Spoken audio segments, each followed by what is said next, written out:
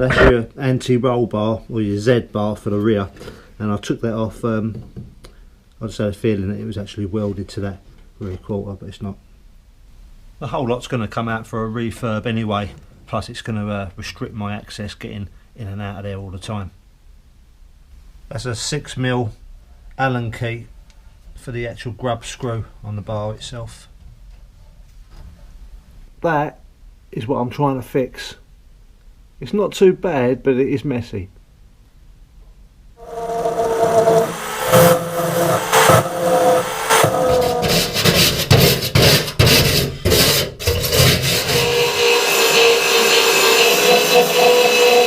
So the more I look at these repairs, they ain't half bad, you know. I mean, they don't look nice, but they're proper solid. I mean, there's obviously a little bit of decay that I've got to rectify, but apart from that, it just doesn't warrant cutting all of this out.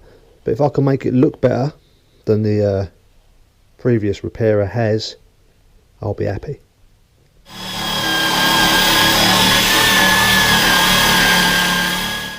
Even though this wheel arch is well solid with the repairs that's been made, I'm just going to grind on it a little bit more just to understand why these repairs and where these repairs are, because there's a few voids here and there with the lap welds.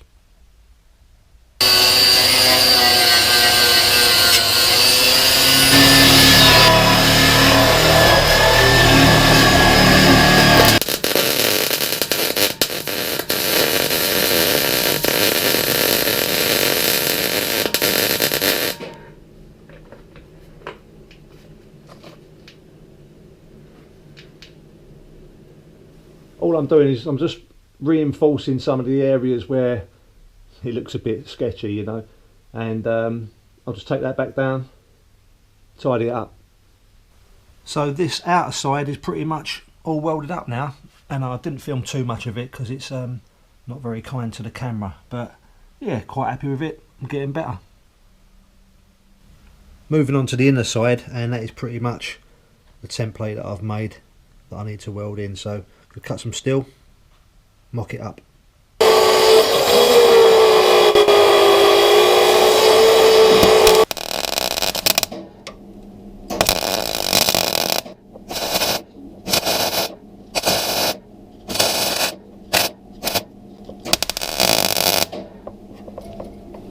That's the driver's side all welded up also, and I'm just revisiting some of the welds where there's a few little pinholes, and I've also got a bolt that I'm going to try and extract by welding a nut on that inner quarter there.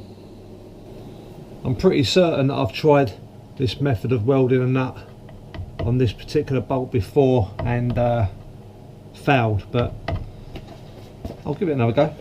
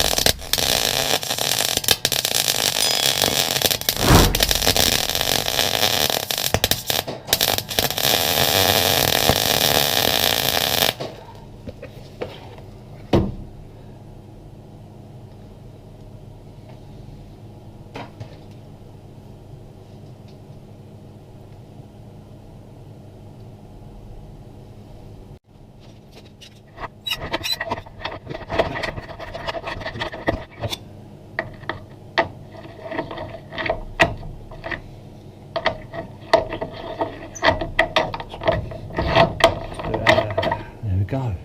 Sweet.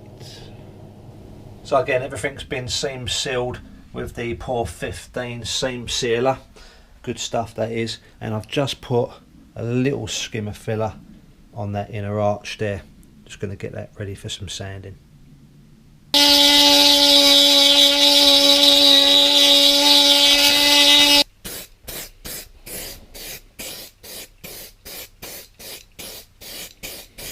A little more filler, some filler primer and a wet sand. Looking better. Just got a few little pinholes on that rear firewall welded up also. But unfortunately I'm going to have to wait till I can grind what I've just done down, because my favourite tool, the finger file, has just broken, giving up the ghost. Just having a little poke around at the front, seeing as I can't do any of the grinding at the rear, and I've got a little repair here where the original brake reservoir went. Now I took mine out in favour for a dual reservoir, because I converted to disc brakes. I've got CSP racing brakes on the front of this, and this is a 1300 model, so it would have originally come with the drum brakes. But instead of having my bottle located up there on the inner wing, I've got a new bottle that I'm going to locate back where the original one was, but obviously this is the dual outlet.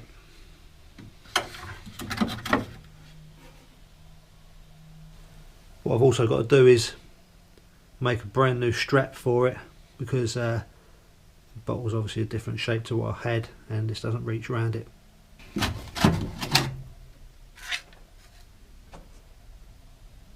Yeah, a little crusty.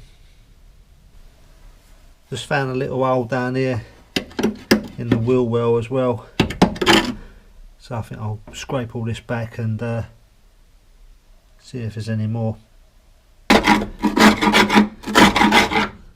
Well, I ain't been gentle to it, and doesn't seem to be a lot going on in there. But it's got this like an undersill on it everywhere.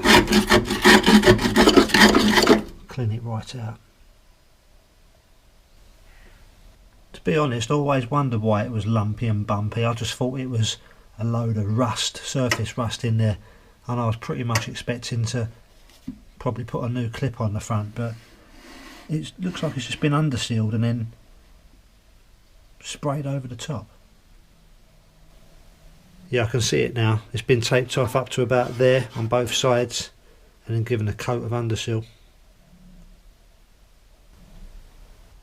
So that's going to take quite a lot longer for me to get cleared up, so that'll make a bit of a boring video. I'll crack on with that, make it better than it was, and I'll see you on the next one.